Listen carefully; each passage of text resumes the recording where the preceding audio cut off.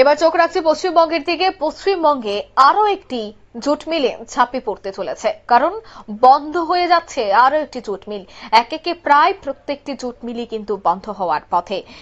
বাড়তি কাজের ঝোপা চাপিয়ে দেওয়া হচ্ছে শ্রমিকদের মাথায়। শ্রমিক মালিক অসন্তোষের জেরেই সাময়িক বন্ধ হয়ে যাচ্ছে জুট মিল। যে জুট মিলের ছবি এই মুহূর্তে আপনারা দেখতে পাচ্ছেন তা হচ্ছে পশ্চিমবঙ্গের ভাটপাড়া রিলায়েন্স জুট মিল, যার জেরে কর্মহীন হয়ে পড়েছেন প্রায় 6,000 শ্রমিক। গত বৃহস্পতিবার শ্রমিকের সাথে মালিক পক্ষের অতিরিক্ত কাজের বোঝা চাপিয়ে দেওয়ার বচসা হয়। তারপরে শ্রমিকরা সেই মিল ছেড়ে বেরিয়ে চলে যায়। গতকাল মিলের গেট বন্ধ ছিল এবং মিল বন্ধের নোটিশ ঝুলিয়ে দেয় মিল কর্তৃপক্ষ। তারপর আজ শ্রমিকেরা কাজে যোগ দিতে এসে দেখেন মিল বন্ধের নোটিশ দিয়েছে কর্তৃপক্ষ। মিল শ্রমিকরা বলছেন মালিক কর্তৃপক্ষ কারোর কথা শুনতে চায় না, জোর করে কাজের চাপ বাড়িয়ে দেয়। ব্যারাকপুরের প্রাক্তন সাংসদ অর্জুন সিং বলেন বাংলায় শিল্প অবস্থা ভেঙে পড়েছে। কি বলছেন তারা শোনাচ্ছি। পাকিয়ে মিলটাকে ও চাইছে যে কোনো রকম বন্ধ হোক। এইবার যে মিলটা আজকে বন্ধ আপনি দেখছেন, এই মিলটা আজকে বন্ধ হওয়ার একটাই কারণ, এইটা আমি সমস্ত মিডিয়াকে এটা বলেছি যে এই বন্ধ হওয়ার কারণ সরাসরি ম্যানেজমেন্ট নিজেই করিয়েছে, মজদুর কিন্তু বন্ধ করিনি।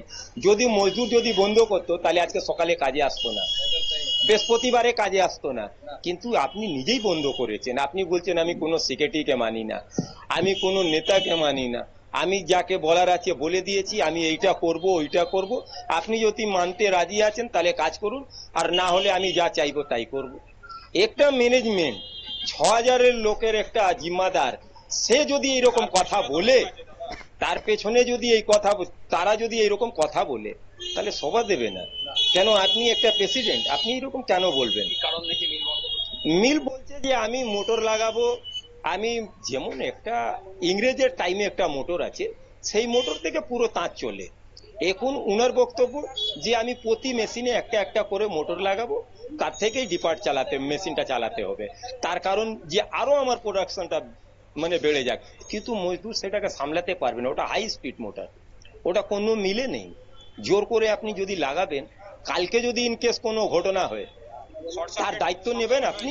তা বলছেন যদি মরে যায় তাহলে ইএসআই পাবে। ইএসআই থেকে আপনার কি সম্পর্ক? হ্যাঁ, সমস্ত শ্রমিক সকালে কাজে এসেছিল, বাসি দিনই গেট খুলিনি, কালকে রাতে।